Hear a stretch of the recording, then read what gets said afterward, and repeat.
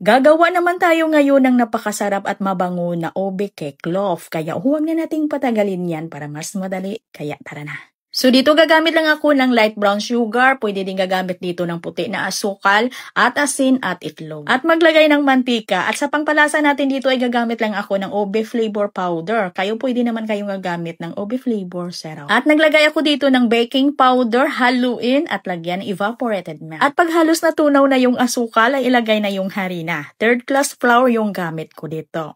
Simple lang yung mga ingredients talaga natin dito. Simple lang na masarap. At sa paglagay ko dito ng harina ay 2 beses ko lang nilagay and then haluin para hindi din tayo mahirapan sa pagpakinis ng mixture natin. Para wala tayong mga bilog-bilog na harina. Kung gagamit kayo dito ng all-purpose flour, ay tansyahin nyo lang at nang sa ganun na hindi din masyadong malapot, hindi matigas yung mixture natin. Pwede kayong mag-add ng evaporated milk. Kung gagamit kayo ng all-purpose flour, kasi iba mag-absorb ng liquid yung ating all-purpose flour kaysa third class flour. At gumamit lang ako ng 6x3 by 2½ ng loaf bread molder. At binanyahan ko yan ng shortening. At lagyan natin ito ng palaman sa loob. Gumamit ako dito ng quick melt cheese. At kung gusto natin ng may bitak, na sigurado tayong may bitak talaga, ay mag-lane or diinan lang natin yan ng mantika. Yung scraper natin, isawsaw natin sa mantika. Gumamit ako ng almond nuts at white chocolate chips para sa toppings natin. At dito natin yan lutuin sa kaserula. Wala yung tubig ha, naglagay lang tayo diyan ng patungan.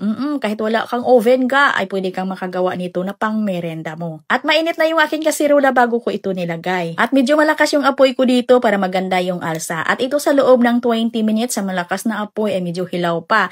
Kaya itakpan ko muna ito, lutuin ko pa ito ng another mga 10 minutes. Pero pinahinaan ko na yung apoy ng kalan. Bali in na lang.